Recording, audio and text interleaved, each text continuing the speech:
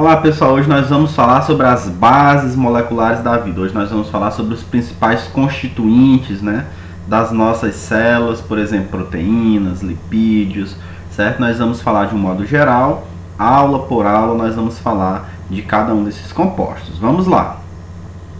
Então, inicialmente, a gente sabe que o desenvolvimento da química partiu aí, principalmente nos séculos, a partir dos séculos XIX e século XX, e foi determinante também para o desenvolvimento da biologia, para que a biologia conquistasse o conhecimento que nós temos hoje, certo? Então havia uma importância muito grande, proporcionada pela química para os estudos submicroscópicos, para o entendimento do funcionamento das células, dos organismos vivos a nível molecular principalmente. Então até as primeiras décadas do século XIX, o estudo experimental das substâncias orgânicas não progrediu muito, principalmente devido a uma crença de que somente seria possível produzi-las no interior dos seres vivos, ou seja, não era possível, a crença deles mostrava que não era possível produzir essas substâncias fora do organismo dos seres vivos, certo? Havia aí o que nós vamos chamar de teoria da força vital, o vitalismo, que era baseado no que se chama de essência imaterial. Então o vitalismo, de certa forma, a partir do século XIX, aliás, século XX, a partir de 1928, perdeu força, quando Frederick Wöhler conseguiu produzir ureia a partir de cianato de amônio, ou seja, isso mostrava que era possível produzir substâncias fora do organismo dos seres vivos, certo? Então, a partir daí, a química orgânica, desenvolveu-se e foi um valioso campo para os estudos químicos, principalmente devido a possibilitar a investigação de algumas substâncias naturais que poderiam ser fabricadas em laboratório, certo? A partir de qualquer substância orgânica conhecida. Atualmente, são produzidas diversas substâncias sintéticas, que servem de matéria-prima para a indústria de plástico, de fibras, borrachas, solventes, entre outras indústrias. Os laboratórios farmacêuticos, por exemplo, produzem vitaminas, nutrientes. Por exemplo, nós podemos citar aí as farmácias de manipulação, que manipulam vários medicamentos e produzem, de certa forma, não só medicamentos, mas, por exemplo, cosméticos, certo? Então, houve uma grande relevância no desenvolvimento da teoria atômica, ou seja, todas as substâncias existentes na natureza, elas são resultantes de combinações entre os átomos, dos 89 elementos químicos existentes.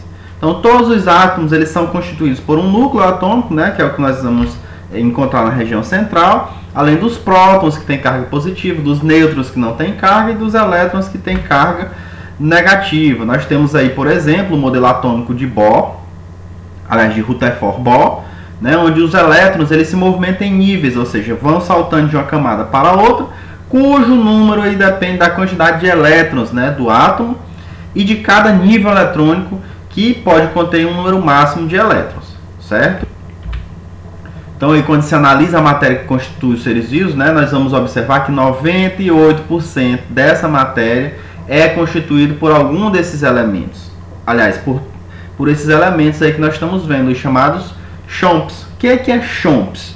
Carbono, hidrogênio, oxigênio, nitrogênio, fósforo e enxofre, sendo que os quatro primeiros aí, o carbono, o hidrogênio, o oxigênio e o nitrogênio, são os mais abundantes, certo? Então a vida na Terra ela se baseia essencialmente no elemento químico carbono, certo? Nós vamos ver ao longo da nossa aula. Então, a versatilidade do carbono, dá-se justamente pelo fato de que ele se liga entre si, ligar-se entre si, e com diversos outros átomos, certo? Que nós temos na natureza, formando aí, compondo aí, a existência de grande variedade de moléculas orgânicas, certo? Como nós podemos ver aqui o modelo, o hidrogênio, o carbono, o nitrogênio e o oxigênio. Aqui nós temos as camadas eletrônicas, o hidrogênio tem um elétron, carbono nós vamos ver aí a questão dos elétrons, o nitrogênio também e o oxigênio, certo? Vamos ver os elétrons, prótons e os nêutrons. Os átomos eles podem se dividir por meio de ligações químicas, aliás, se unir por meio de ligações químicas, com a participação de elétrons presentes nas camadas eletrônicas mais externas da eletrosfera. E nós temos algumas ligações, nós temos a chamada ligação covalente, né, que é quando os elementos eles partilham seus elétrons. Temos a ligação iônica, que é quando há transferência de elétrons, e aí nós vamos ter os cátions e os ânions.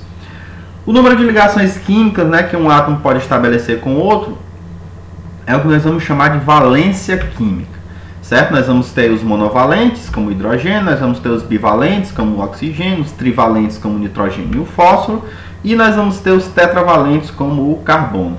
Ou seja, cada um desses elementos aí, ele realiza determinada quantidade de ligações, certo? Como nós podemos ver aqui, né, nós temos aí átomos de sódio, de cloro, né, o íon de sódio e o íon de cloro, formando aí o que nós vamos chamar de cloreto de sódio, que nada mais é do que o nosso sal de cozinha, certo? A questão da doação de elétrons.